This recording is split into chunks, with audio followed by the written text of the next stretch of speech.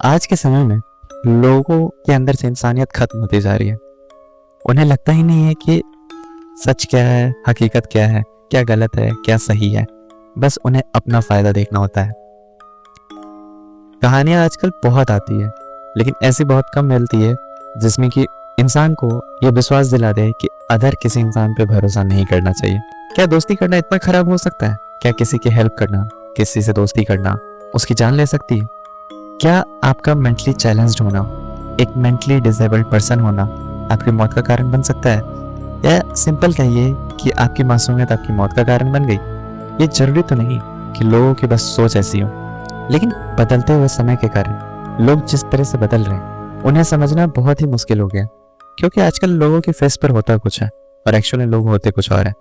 इसी तरह की कहानी है कि लोग अपनी ही मौत का झूठा नाटक करते हैं। सोचिए, अगर किसी ने अपनी ही मौत का नाटक रच दिया हो तो क्या आप उसकी खबर पर भरोसा करोगे जब आपको पता चले कि एक्चुअल में वो इंसान जिंदा है, आगे अपनी एक नई लाइफ शुरू कर रहा है, सिर्फ इसलिए कि वो समाज से दूर जाना चाहता था या जाना चाहती है? कोई भी इंसान हो तो वो क्या उसे हक है अपनी लाइफ को अच्छा करने के लिए वो किसी और की लाइफ छीन ले? क्या उसे ये लाइसेंस मिला हुआ है कि वो सिर्फ अपने बारे में सोचे, चाहे उसके लिए किसी की जान भी लेना पड़े? बात यही खत्म नहीं होती। चलिए जानते हैं एक ऐसी ही कहानी को जो पतन गुजरात की है। अप्रैल 2025 में एक ऐसी ही कहानी हुई। गुजरात के पतन शहर में एक शांत सुबह थी। नॉर्मल जैसे हर दिन की बीतती है वैसी ही थी। गर्मियों का समय था, लेकिन होता कुछ ऐसा है कि एक जले हुए लाश ने पूरे शहर को हिला के रख दिया। सबका ध्यान उसकी तरफ खींच लिया कि अचानक इतने शांत से शहर में ऐसा क्या हो गया, आखिर क्यों और किसने क्यों करा ऐसा?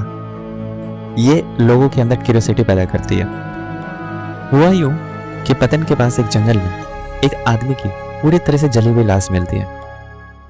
वो इतनी जल चुकी थी कि उसका पहचान कर पाना एकदम नामुमकिन ही था, लेकिन उसके पास मिले कुछ चीजें जैसे महिला के कपड़े, चप्पल और छोटी सी चैन थी। ये दर्शाता है कि वो किसी औरत की थी। फिर पुलिस पता करती है कि कुछ दिनों से कोई गायब तो नहीं है, कोई कहाँ है। जो पुलिस की बेसिक कार्रवाई होती है वो कंप्लीट की जाती है, तो पता चलता है कि एक रवीना नाम की लड़की है 22 साल की, जिसके घर वाले कुछ दिनों से उसकी तलाश कर रहे थे। वो कुछ दिनों से गायब थी। ये कहानी एक प्रेम कहानी है या खूनी रचना, ये बताता है इंसानों की मेंटेलिटी। रवीना एक सामान्य लड़की थी, या कह सकते हैं कि सामान्य दिखने वाली लड़की थी। अंदर की मेंटेलिटी किसे ही पता होती है, लेकिन उसकी जिंदगी में कुछ अजीब चल रहा था। रवीना की जबरदस्ती शादी फिक्स हो जाती है। उसके घर वाले उसकी शादी जल्द से जल्द कराना चाहते हैं, क्योंकि वो कुछ समय से छुप छुपा के एक महिला यानी एक लड़की से मिलती है जो कि उसकी प्रेमिका होती है। जी हाँ, वो एक लेस्बियन रिलेशनशिप में थी। वो जो थी, समाज उसको मानने से इनकार करता था, और खास करके उसके माँ बाप उसके सपोर्ट में नहीं थे। किसी ने भी उसको एक्सेप्ट नहीं किया। तो उसने अपनी प्रेमिका के साथ मिलकर एक ऐसा प्लान बनाया जिसे सुनकर सीआईडी भी हैरान रह जाए। उनका प्लान सिंपल सा था, किसी एक अनजान आदमी को अपनी जगह मार दो, उसकी लाश को अपने कपड़े से सजा दो और खुद दुनिया से गायब हो जाओ। उन्हें लगा ऐसा करने से वो एक अलग जिंदगी जी सकते हैं, सुख शांति से। लेकिन एक कहावत है ना कि झूठ के पैर नहीं होते, तो झूठ ज्यादा देर चल नहीं सकता। मौत के मुखौटे को पहनने से सच को छुपाया नहीं जा सकता। लेकिन रवीना के दिमाग में ये जब बात आई तो वो अपने प्लान को एग्जीक्यूट करने के लिए एक नीरज नाम के लड़के से दोस्ती करती है। वो मेंटली चैलेंज लड़का था। उसे इसलिए चुना गया क्योंकि वो शायद बहुत ज्यादा ही मासूम था। उससे कुछ दिनों तक दोस्ती की गई, अच्छी तरह से उसे मिलना, उसके साथ घूमना, उसे काफी स्पेशल फील कराना ये रवीना की आदत बन गई थी। फिर एक दिन जब उसकी दोस्ती थोड़ी गहरी हो गई तो रवीना ने अपनी बातों में उलझाकर उसे एक जंगल में ले जाती है। जब उसे उस जंगल में ले जाती है तब वहां तो उसकी प्रेमिका भी होती है। उसके साथ मिलकर वो उसका गला घोट देती है और उसके बाद उसके ऊपर पेट्रोल छिड़क देती है और बड़ी ही बेदर्दी से जला देती है। ये करते हुए रवीना को बिल्कुल भी अफसोस नहीं था। उसके कपड़ों में रवीना ने अपने इयररिंग्स, चप्पल और ड्रेस डाल दिए थे। ताकि पुलिस को लगे कि ये और कोई नहीं रवीना की लाश है। रवीना और उसके लवर को लगा कि अब दोनों शांति से एक नई जिंदगी शुरुआत कर सकते हैं। सोच कर कि अब उन्हें कोई पकड़ नहीं सकता, वो दोनों वहां से गायब हो गए और अपने नए जीवन की शुरुआत करने के लिए किसी और शहर में शिफ्ट हो गए। लेकिन अब शुरू होता है असली खेल, जब सीआईडी आती है हरकत में। पतन की जो पुलिस होती है उन्हें भी कहीं ना कहीं इस बात में सच्चाई नहीं दिखी, तो बेसिक कार्रवाई के लिए उन्होंने पोस्टमार्टम करवाया। पोस्टमार्टम की रिपोर्ट आने के बाद ये क्लियर कर दिया गया कि वो लाश किसी औरत की नहीं बल्कि एक आदमी की थी जिसका मर्डर हुआ था।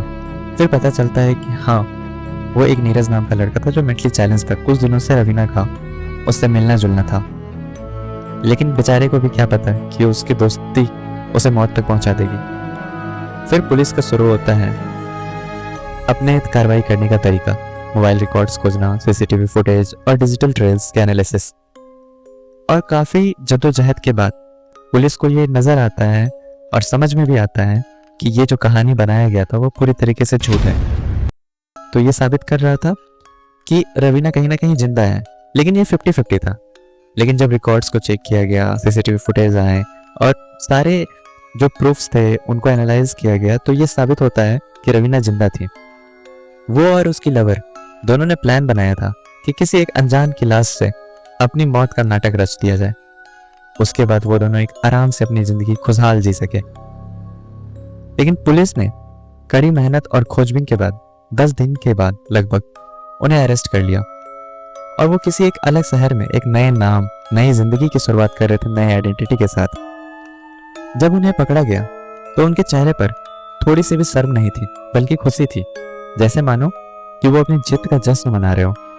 जेल में उन्होंने सब कुछ कन्फेस किया, यही कहा कि सोसाइटी हमें एक्सेप्ट नहीं कर रही थी, तो हमने अपना रास्ता खुद चुना, चाहे उसके लिए किसी की जान ही क्यों ना लेने पड़े। सोचिए, ये सिर्फ एक खून नहीं था, ये एक प्लान था सोसाइटी के अगेंस्ट। यह एक ड्रामा था आइडेंटिटी के लिए, ये एक हॉरर था प्यार के नाम पर। जब प्यार का मतलब जुनून बन जाए और हक छीनने के लिए किसी की जान ली जाए, तो वो कहानी सिर्फ दर्द भरी नहीं होती, वो डरावनी भी होती है। मेन बात यह है कि लोगों को अपने प्यार को प्रूव करना या समाज में एक्सेप्ट कराने के बहुत से तरीके होते हैं। सिर्फ ये तरीका नहीं होता है कि अपने आप का या अपनी जिंदगी जीने के लिए आप किसी और की जान ले लो। आपको इसका कोई राइट नहीं है। अगर आपको ये सच्ची कहानी हैरान कर गई तो इसे शेयर करिए, ताकि लोगों को समझ में आए कि हर चेहरा मासूम नहीं होता और हर मौत सच नहीं होती। कुछ समय लग जाते हैं कुछ सच्चाई को जानने में। इसी तरह के डार्क और रियल कहानियों के लिए हमें फॉलो कीजिए और हमसे जुड़े रहिए।